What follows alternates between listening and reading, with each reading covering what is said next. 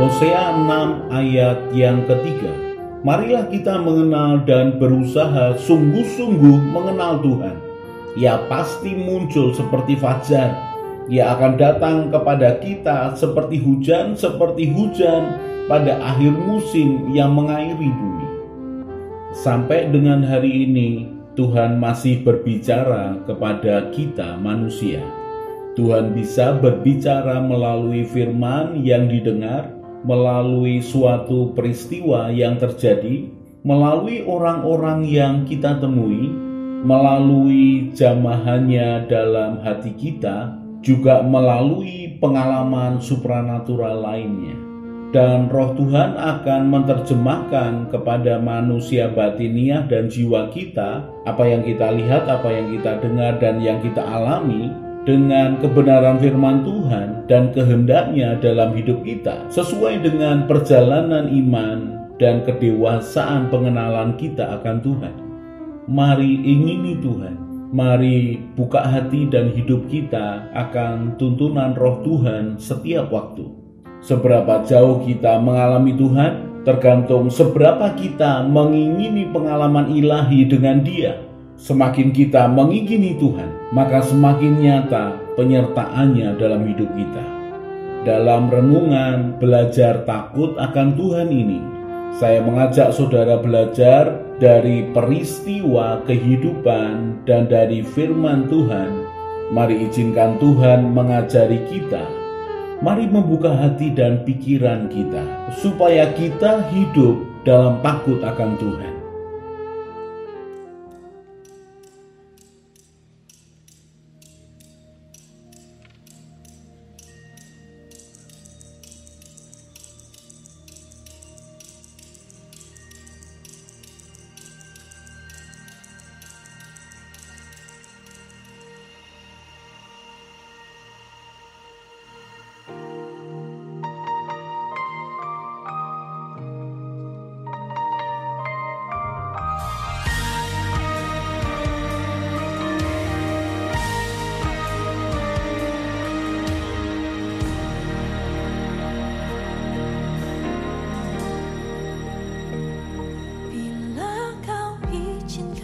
Sesuatu terjadi,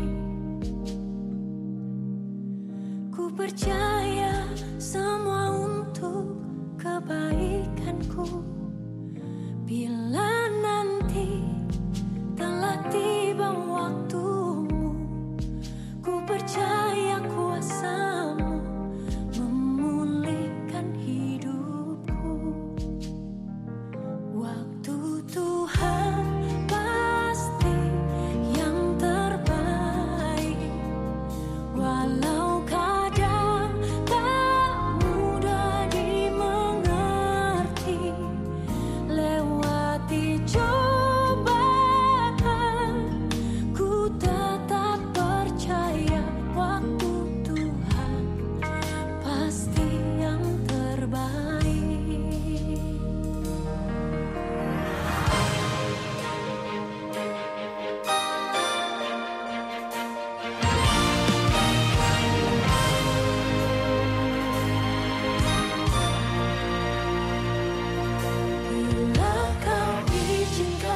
sesuatu terjadi, ku percaya semua untuk kebaikanku. Bila nanti telah tiba waktumu, ku percaya kuasa-Mu memulihkan hidupku.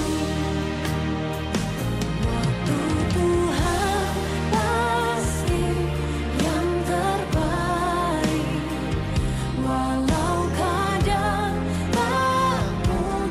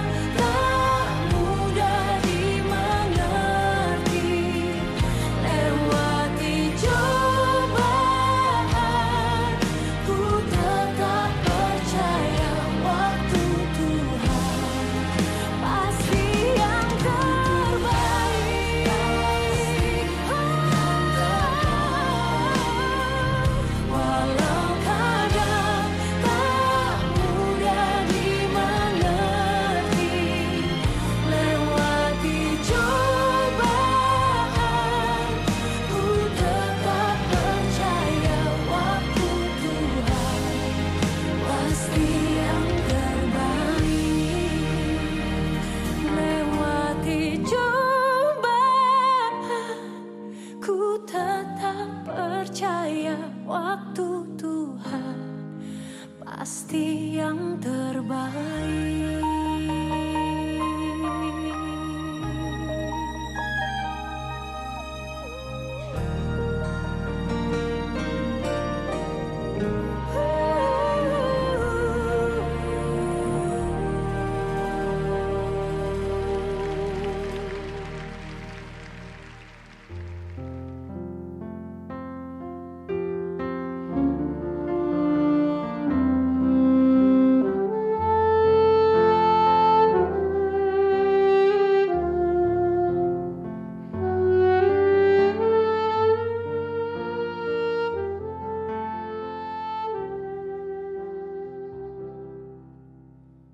Latar belakang belajar takut akan Tuhan nomor 452. Apakah cinta yang mati bisa dihidupkan lagi?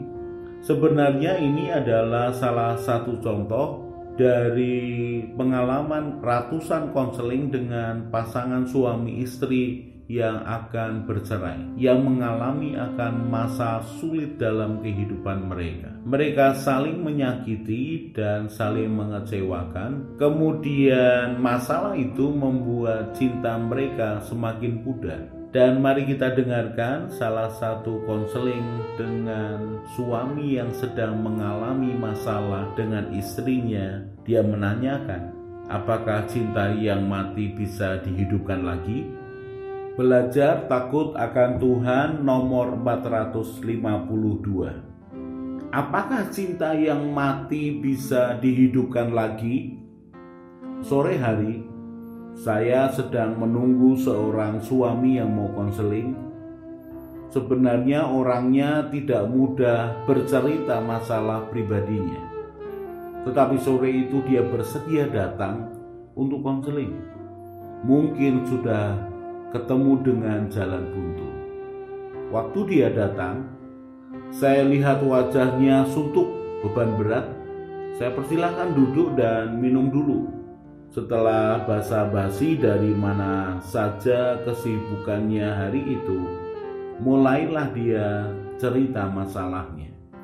Ternyata masalahnya sudah 1 tahun berjalan. Dia pikir akan bisa dipulihkan segera. Ternyata semakin hari semakin berat, bahkan tambah sangat berat sampai dia putus asa. Tuduhan yang disampaikan istrinya adalah dia orang yang tidak bertanggung jawab, pelit, egois, tidak mau membantu pekerjaan rumah tangga, asik dengan hidupnya sendiri dan tidak perhatian. Dia bercerita dengan sedih. Wajahnya penuh dengan beban kesedihan yang mendalam. Rumah tangganya sudah dijalani 11 tahun dan semua tuduhan istrinya tidak sepenuhnya benar. Memang penghasilannya tidak sebanyak istrinya, tetapi sudah disepakati untuk berbagi beban keuangan tiap bulannya. Beberapa pos pengeluaran rutin bulanan dikerjakan dengan tanggung jawab. Memang ketika ada pengeluaran yang besar, dia tidak bisa memberi dalam jumlah yang besar. Sebenarnya istrinya tahu itu, tetapi mulai setahun yang lalu, hal ini menjadi masalah. Dan pengeluaran yang tidak seimbang inilah menjadi dasar dia dianggap tidak bertanggung jawab. Tentang dia egois dan tidak perhatian, dia mengaku bukan orang yang romantis. Tetapi kalau dianggap egois, kenapa baru muncul di usia pernikahan yang ke-10? Kalau soal tidak perhatian, dia mengakui hal itu. Karena dianggapnya istrinya wanita mandiri yang kuat, maka dia merasa istrinya tidak membutuhkan perhatian. Dia sudah mencoba memberi perhatian, tetapi karena bukan orang yang romantis, maka perhatiannya kelihatan kaku dan tidak pas di hati. Soal dengan anak-anaknya tidak masalah. Dia mengaku dekat dengan anak-anaknya, bahkan urusan sehari-hari dia lakukan dengan anak-anaknya. Dia kelihatannya bingung dengan tuduhan istrinya. Saya menyelanya dengan bertanya, apakah ada orang ketiga yang masuk dalam kehidupan kalian sebagai suami istri? Dia menjawabnya, ada Pak. Ini yang kelihatannya menjadikan istrinya membandingkan suaminya dengan teman prianya. Lalu dia menceritakan tingkah laku istrinya yang tidak pantas. Saya sensor karena sudah menjadi masalah yang peka dan pribadi. Saya tidak bisa menceritakan detail di sini. Intinya, kepercayaan yang dia berikan kepada istrinya sudah disalahgunakan, dan ini sudah berjalan 1 tahunan. Banyak kisah penyalahgunaan kepercayaan yang terjadi yang dia ceritakan. Saya turut simpati dengan apa yang dialaminya. Tidak mudah menghadapi masalah rumah tangga yang seperti ini. Cinta yang sudah pudar membuat kekurangan pasangan terbuka lebar dengan jelas. Apalagi ada pembanding pria lain yang kelihatannya lebih menarik. Dia menarik nafas panjang. Saya melihat tatapan matanya kosong. Lalu dia bertanya kepada saya, apakah cinta istri saya yang sudah mati itu bisa dihidupkan lagi, Pak? Saya jawab dengan yakin, bisa Pak. Tetapi harus dengan iman, kerelaan, pengertian, kesabaran, dan tekad untuk pulih. Lalu saya jelaskan bagaimana itu bisa dilakukan. Cinta istri Bapak yang mulai pudar itu karena begitu banyak kekecewaan. Dari cinta yang tulus dan mau berkorban, tetapi kemudian karena mengalami kekecewaan, maka cintanya mulai berkurang. Bertambah kecewanya, maka berkurang lagi cintanya. Bertambah sakit hatinya, maka berkurang lagi cintanya.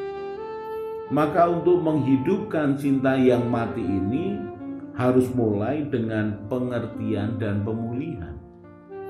Coba Bapak koreksi diri. Apa yang membuat istrimu kecewa? Coba dicatat dan dimulai perubahan dari hal yang sederhana.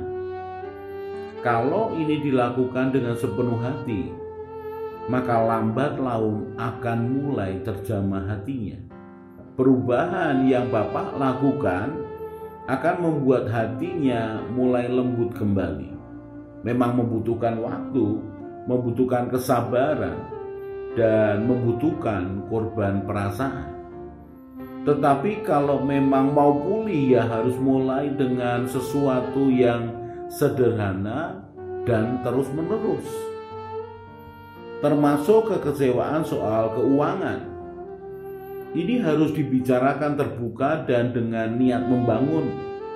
Jangan membela diri dan merasa benar.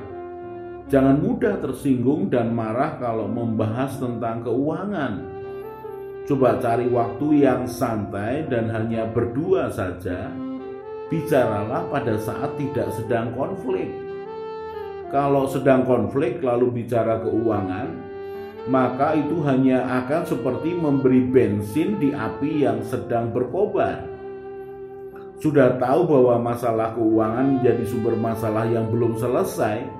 Ketika konflik malah diungkit masalah keuangan, maka akan menjadi penyulut masalah yang lebih besar. Bicarakanlah keuangan dengan hati tenang dan pikiran jernih.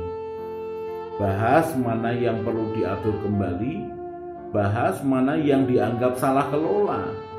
Terbukalah dan saling percaya di antara kalian. Lalu, buatlah skala prioritas bersama. Prioritas utama yang saya maksud adalah demi kepentingan rumah tangga dan keluarga, bukan untuk kepentingan pribadi. Ini perlu kerelaan hati. Ini perlu pengorbanan. Tetapi kalau kedua belah pihak mau pulih, maka urusan keuangan keluarga pun pasti ada jalan keluarnya. Yang agak berat adalah munculnya orang ketiga. Ini masalah yang tidak mudah karena melibatkan perasaan dan pemenuhan kebutuhan batin. Saya sarankan untuk minta istrinya kembali kepadanya dan saya minta dia rela untuk menerimanya.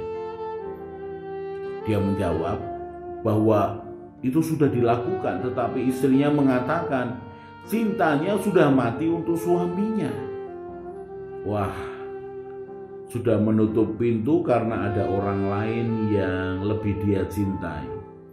Sudah mematikan cinta kepada suaminya untuk membuka hati kepada orang lain.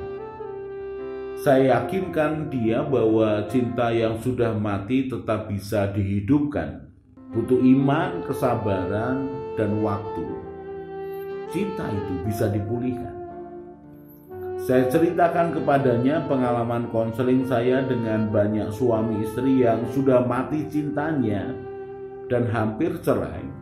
Asal mau percaya, sabar, mulai berubah dan menyediakan waktu, pasti akan bisa dipulihkan.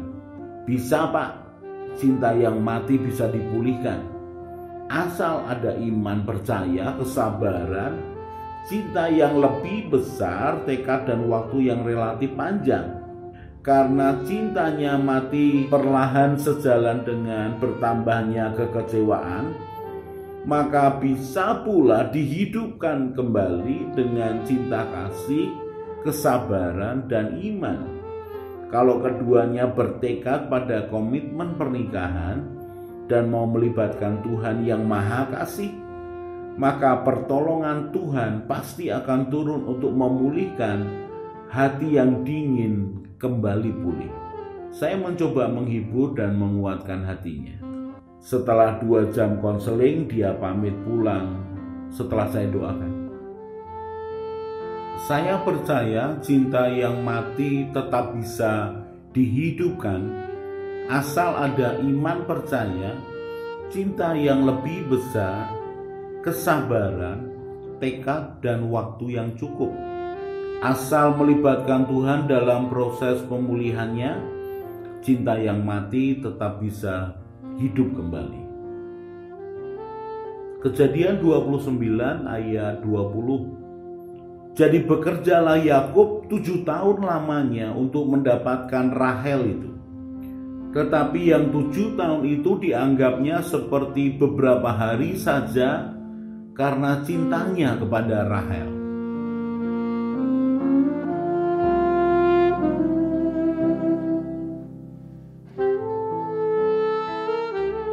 Yakobus pasal yang pertama ayat 19 mulai. Hai saudara-saudara yang kukasihi, ingatlah hal ini. Setiap orang hendaklah cepat untuk mendengar, tetapi lambat untuk berkata-kata, dan juga lambat untuk marah. Sebab amarah manusia tidak mengerjakan kebenaran di hadapan Allah. Sebab itu buanglah segala sesuatu yang kotor dan kejahatan yang begitu banyak itu, dan terimalah dengan lemah lembut firman yang tertanam di dalam hatimu, yang berkuasa menyelamatkan jiwamu.